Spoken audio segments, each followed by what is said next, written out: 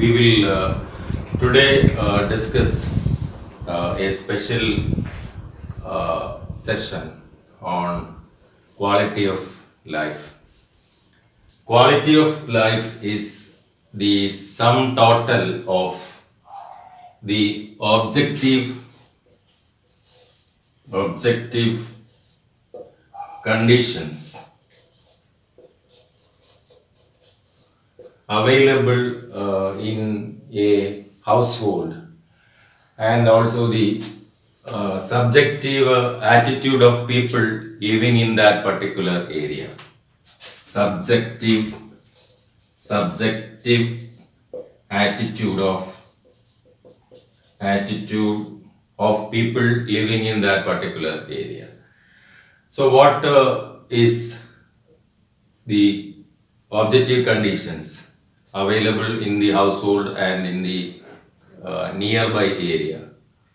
If you take a given household or a given family, you'll see that in order to proceed the life of people, we may be having or we may be arranging a large number of facilities in the house. Mostly the house may be a well-built one with, there may be facilities like electric supply and appliances which are running on electricity like air conditioners, TV, fridge, and different types of lighting systems. And also the people living in that particular house, they may be having their own special transportation facilities like own car or two-wheelers, etc. So all these conditions available in a given household will determine what is meant by the objective conditions, and these objective conditions are going to be directly linked to a part of the quality of life, that is objective quality of life. Objective QOL, or it is abbreviated as QOLO. Similarly, the subjective attitude of people also is very important. Suppose we consider a particular household in which two or more people are living, and that may not be directly having any facilities for transportation, facilities of lighting, facilities for controlling and regulating the temperature inside the house, or similar facilities may not be having. A particular person may be living in an isolated area, maybe in a forested area near the side of a river, and the housing may be a hut, but his satisfaction towards life may be maximum, and that is actually known as the subjective attitude. Even without having the luxurious objectives or objects which are giving you object based satisfaction, here the people may be having very high satisfaction levels regarding their life. So that these are actually known as subjective attitude of people, and that may directly give rise to a part of the QOL, or quality of life, known as the subjective QOL. Subjective QOL, that is QOL. Yes. And total quality of life is basically defined by these two conditions, or these two objective QOLO plus QOLO plus QOLS.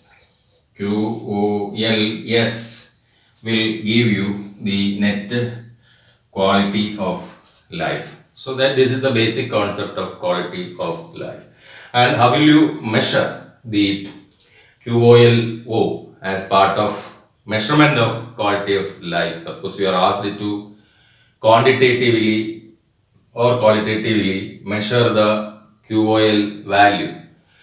QOL can be measured based on a household survey in which you will be assessing the different objective conditions available in the households, such as the family assets and also the facilities available in the house. And in addition to that, the QOLO may be directly influenced by the accessibility of people to different facilities. For example, a particular person who is having the different facilities, general facilities provided by the state, that may be near to him or it may be away from him. A person who is having this different common general facilities provided by the state, if it is near to him, he may be having a higher value of objective QOL. For example, accessibility to educational facilities like schools, colleges, universities, etc. And also the transportation facilities. For example, people living near a highway, their accessibility to the transportation corridor may be very high. So all these different accessibility factors are also going to affect or going to determine what is meant by the QOLO. Whereas in the case of QOL, yes, it is completely different. When you try to measure the QOL, yes, it is also most of the time based on a QOL yes survey, where we will be qualitatively assessing and measuring the satisfaction level of people about their mostly their environment, because QOL yes being subjective attitude of people towards their life mostly is determined by the environment. So there it is directly linked, most of the time directly linked it to the environment. For example, a particular person living in the middle of a forest near a river, he might be enjoying the cool environment that is generated by the river within the forested area. Even if he is not having the luxurious objective conditions which are available in the case of a millionaire who is living in an urban area, this person living in an isolated forested area may be completely satisfied. But on the other hand, a millionaire who is living in an urban area, where in which case all the different objective conditions are available in his household, if the surrounding environment, if it is completely polluted air with burning of solid waste or release of urban sewage, his satisfaction towards its immediate surroundings will not be high. So their subjective quality of life will be most of the time less.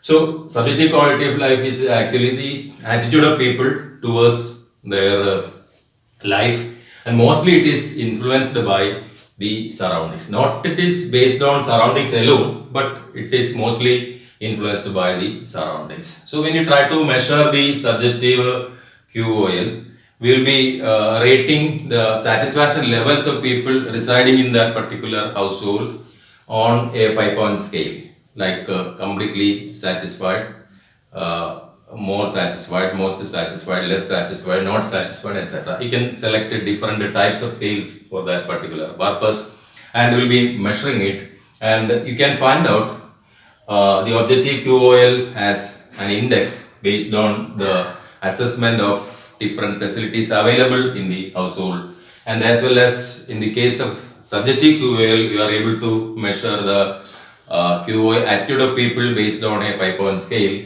and this QOLO index and QOLS index will give you the net quality of life. Thank you.